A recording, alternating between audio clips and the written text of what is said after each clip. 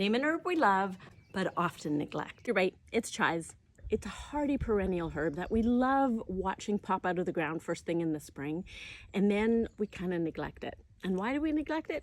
Because it's perfectly neglectable and it still comes back and thrives. It just grows a lot like grass, so we can chop it, mow it down, and it'll regrow like grass. It prefers well-draining soil and sunshine, but it's pretty tolerant of just about anything you throw at it. It does not like the heat of the summer. So what you'll see is it will slow down its growth considerably and almost go dormant for the summer, and then it'll pop back and have a second spurt in the fall as temperatures cool. So if you want to dry or freeze some, spring is the perfect time to do it. Now, what about these blossoms? These beautiful mauve flowers are edible and they're perfect for garnishes on salads, on pasta, on breads, on chive biscuits, and they make beautiful infused vinegar. So definitely check out my recipes for those.